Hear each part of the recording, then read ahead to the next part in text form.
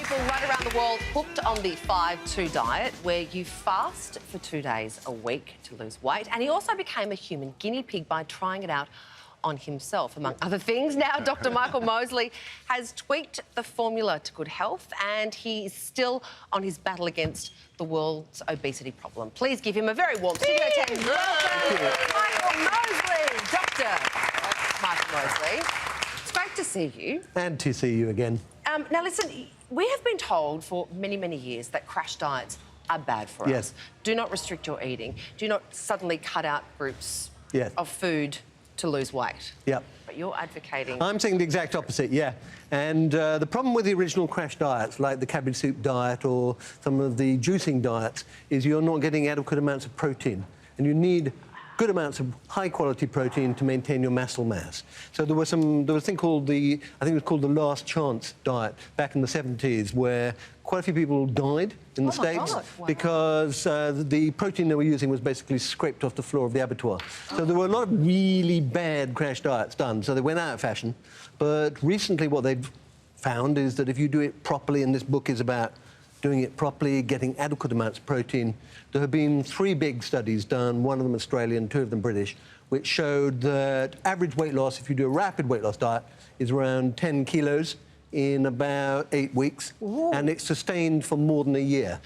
So that's compared to 1 kilo for those who went slow and steady. So slow and steady is really ineffective. And that's why most diets don't work. Because they follow the slow and steady advice, they get really bored, they see nothing coming off, and they give up. And we know with most diets, the dropout rate is around 90%. So these were 2 big studies, and the results were so impressive that the Department of Health in the UK is now going to do a study based on this. 800 calories done for up to 8 weeks, and then switching. 5,000 people can do it. I mean, this is massive. So this has gone from being insane to being absolutely mainstream. Your fasting, though, isn't like... Oh, it's not fasting, no. So your fasting for 2 days is... 800 calories. OK, which is, you know, that's doable. A bit of food, and especially if it's protein, you can not feel absolutely ravenous. Absolutely. What happens is that people... It has 3 phases. So the first thing is the rapid weight loss.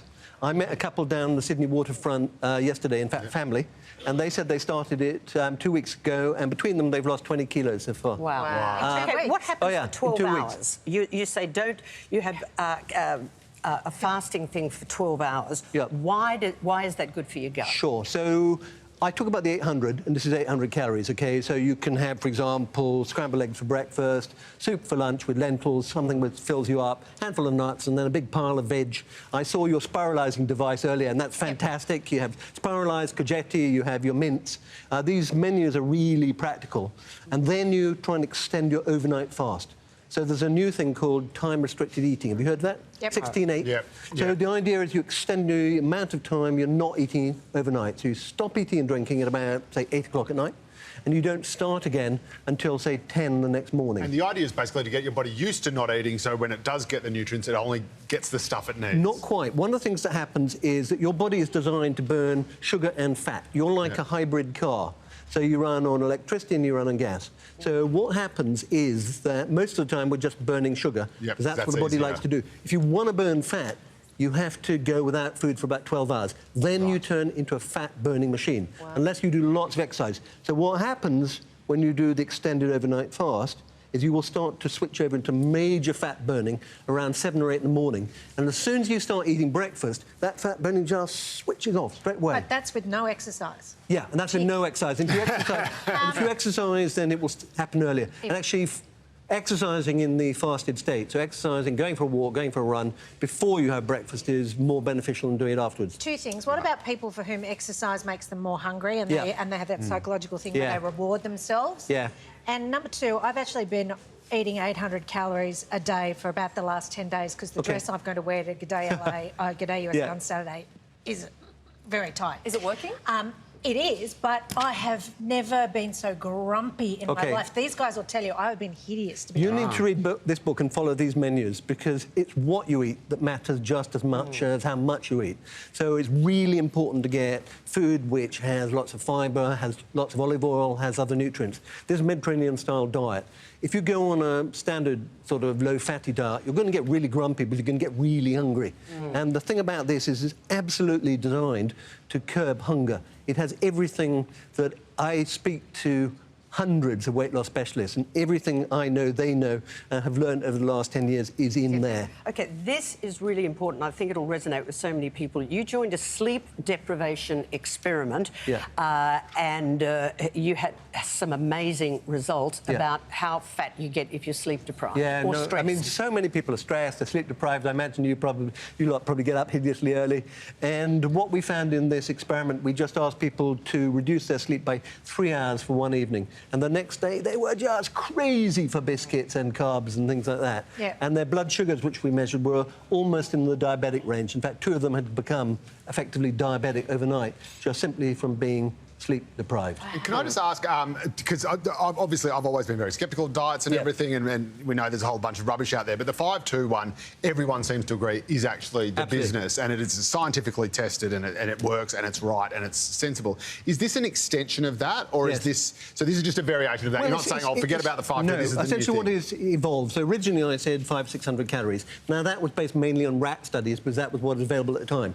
The rats wrote to me and said they were hungry, so we did other bigger studies, and we found that actually people do really well going up to 800. So you don't have to be as extreme. You don't have to. So you kind of start... the 2 days. So you start on the rapid weight loss for maybe 2 weeks. So someone like you, they want to get into the dress, or they have other reasons, or maybe they're type 2 diabetic, or they've got a reason. You want to lose a lot of weight fast. So you do the 800 phase. Average weight loss is 4 to 5 kilos in the first couple of weeks. Average weight loss over 8 weeks in the trials is 14 kilos. 14 kilos in 8 weeks, if you stick to it, 800. That is a lot. But the then you can though, kind of switch to 5-2. Yes, so you don't go then back to eating how you used to eat before that diet. You have absolutely. To the idea is that you go rapid weight loss. It Yes. kickstarts all the change. People tell you how fab you're looking. You're feeling really good about yourself. Yes, you're motivated. Then you start going out and you do a bit of exercise. You join a dancing class. You don't feel embarrassed to go to the gym. You go swimming. You're in a virtuous circle. You're sleeping better, particularly if you're a bloke. When I'm overweight, I put all the weight around my neck. And you snore actually like crazy. You actually put a whole bunch of weight on. I did. To prove that this works, didn't you? It was 10 slightly kilos? crazy. My wife, as a doctor, thought I was insane. Wow. But the reason I invented the 5-2 diet in the first place is because 7 years ago I was told I was type 2 diabetic, like my dad, and I was told I had to start on medication. I didn't want to do that. So I invented the 5-2 diet. I lost 10 kilos. Blood sugars went to normal, stayed there ever since. But what about behaviour and habit? That is a huge part of lifestyle. So how do you address that? Well, absolutely. This has got a behavioural program in it. We also have an online course, because some people need extra support. So this is an online course, and I've just given you some information. If any of your viewers, you can get a discount on it.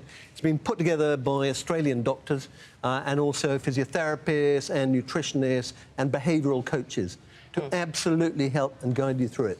Before we let you go, you are a man who has put your body on your line for medical research. You have swallowed tapeworm cysts. The tapeworm diet doesn't work, I can show you. The tongue of a dead cow. Yeah, that was not nice, I have to say. You've taken a truth drug? I did, yeah. Honestly, I did, yeah. What was that? What drug was that? It was part of a program I was doing about the brain. So they gave me this drug, and I was supposed to pretend I was this cardiologist. I couldn't keep the secret for more than about 30 seconds. It was really weird. Wow. Wow. Yeah. Has science ever gone wrong for you? Have you ever had a... I did a film about fear, and I was they sent me caving because I hate confined spaces, and I got stuck.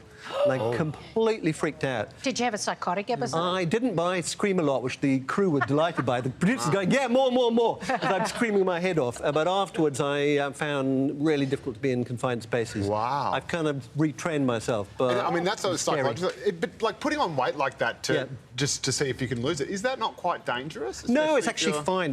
Because, sorry, to answer the question, in the book, I write about the fact I went on a long holiday where I ate loads and loads of pudding and things like that, all the things I shouldn't do.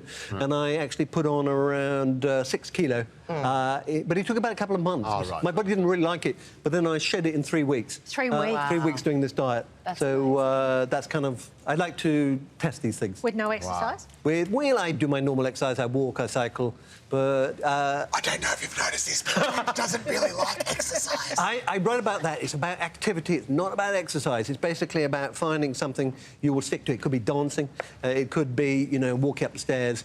Even the small stuff counts. And I have to tell you, the 10,000 steps is complete nonsense. It's an invention by some Japanese pedometer company in 1964. You don't need to do that. You do need to do breast walking. Wow, isn't that interesting? Wow. No 10,000 steps. No, that's right. I'm being screamed at the moment. We've got to hit an ad break, but you've got your wonderful new book out. It's called Michael Mosley's book. It's called The Fast 800. It is out now.